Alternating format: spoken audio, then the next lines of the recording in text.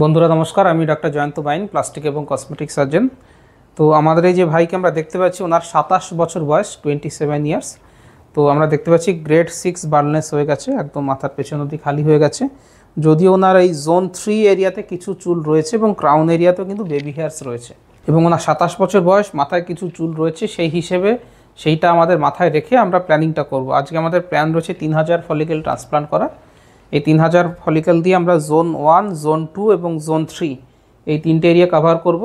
এবং ক্রাউন এরিয়াটা এই মুহূর্তে আমরা করছি না, কারণ ক্রাউন এরিয়া করতে গেলে আরও প্রায় 1500 গ্রাফট লাগবে, যেটা একদিনে এতটা এরিয়া করা মুশকিল।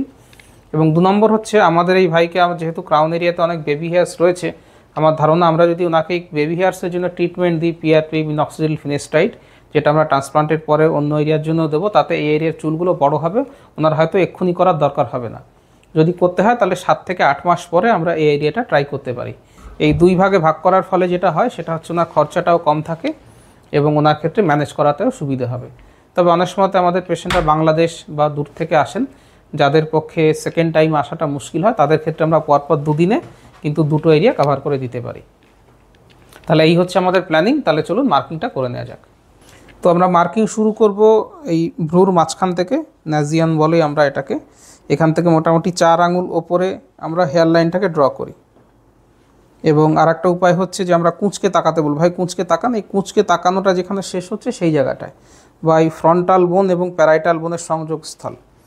যেহেতু ওনার বয়স 27, আমরা একটু হেয়ার লাইনটা পিছিয়ে করব, তাহলে মুখের সঙ্গে ওনার বয়স হওয়ার সঙ্গে সঙ্গে আমাদের সবার ফেস লাইনটা পিছিয়ে আসে, হেয়ার লাইনটা পিছিয়ে আসে, ম্যাচ করে আমাদের। এবং 2 নম্বর, যত সামনে করব তত কিন্তু এরিয়া বেড়ে যাচ্ছে, তত বেশি গ্রাফট লাগবে। গ্রাফটের সংখ্যা কিন্তু একটা নির্দিষ্ট থাকে। এবারে আমরা এটা করব, ওনার অলরেডি যে টেম্পোরাল যে লাইনটা রয়েছে, টেম্পোরাল লাইনের সঙ্গে মোটামুটি 45 ডিগ্রি অ্যাঙ্গেলে আমরা হেয়ার লাইনটাকে আনবো। 45 ডিগ্রি অ্যাঙ্গেলে আনবো, এটা ওনার টেম্পোরাল হেয়ার লাইন। এটার সঙ্গে 45 ডিগ্রি অ্যাঙ্গেলে আমরা নিয়ে আসব। আমাদের এই ভাই কিন্তু স্মোকিং করেন না, যেটা একটা ভালো ব্যাপার। স্মোকিং করলে পরে রেজাল্ট অনেক সময়তেই কম্প্রোমাইজড আসে, কম আসে। তো এইটা হচ্ছে আমাদের জোন 1 এরিয়া। আমরা জোন 1 এরিয়াটাকে এবারে মার্ক করছি। জোন 1 এরিয়াটা মোটামুটি একটা 2 থেকে 2.5 সেন্টিমিটার মোটা একটা এরিয়া থাকে। এটা হচ্ছে আমাদের জোন 1, যেখানে আমরা হাই ডেন্সিটি ট্রান্সপ্লান্ট করব। এটা জোন 1, এটা হচ্ছে জোন 1 এরিয়া। তারপরে যে এরিয়াটা দেখছেন সেটা জোন 2। জোন 2 এই এরিয়াটাও জোন 2। তারপরে মাঝখানে এই যে চুল রয়েছে দেখছেন, এই এরিয়াটা হচ্ছে জোন 3। এটা হচ্ছে জোন 3 এরিয়া। তাহলে 1 2 3, 1 2 3। একদম পেছনে যে এরিয়াটা থাকছে সেটাকে ক্রাউন বা জোন 4 বলি। জোন 4-এর যে জায়গাটা রয়েছে সেটাকে আমরা 2 ভাগে ভাগ করতে পারি।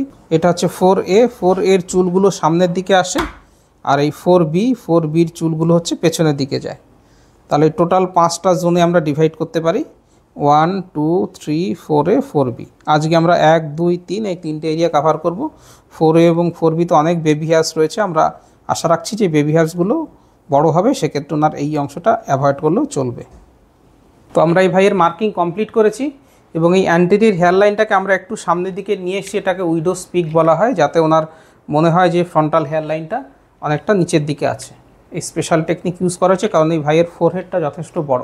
আমরা অতটা পিছিয়ে রাখলে পরে মুখের সঙ্গে ঠিক সামঞ্জস্য আসছিল না, কারণ ওনার মাথা এবং মুখটা একটু সাইজে বড় রয়েছে বা একটু বড়। তো এই হচ্ছে আমাদের টোটাল প্ল্যানিং। আজকে আমরা 3000 ফলিকেল দিয়ে ট্রান্সপ্লান্ট করব। তার মধ্যে ওনার দাড়ির থেকে আমরা অ্যারাউন্ড 1000-1200 ফলিকেল নিয়ে নেব, কারণ মাথার চুলটা একটু পাতলা রয়েছে, এবং আমরা এই সামনের এরিয়াটাতে হাই ডেন্সিটি এবং ভালো গ্রাফট দিতে চাইছি। সেই জন্য দাড়ির গ্রাফট মিশিয়ে আমরা এই 14 থেকে 1600 গ্রাফট দিয়ে জোন 1টা আমরা কভার করব। বাকি যে 1400 বা 1600 গ্রাফট থাকবে 800 করে জোন 2 এবং 3-তে ডিভাইড করে দেওয়া হবে। তাহলে চলুন সার্জিক্যাল প্রসিজিওরটা কমপ্লিট করা যাক।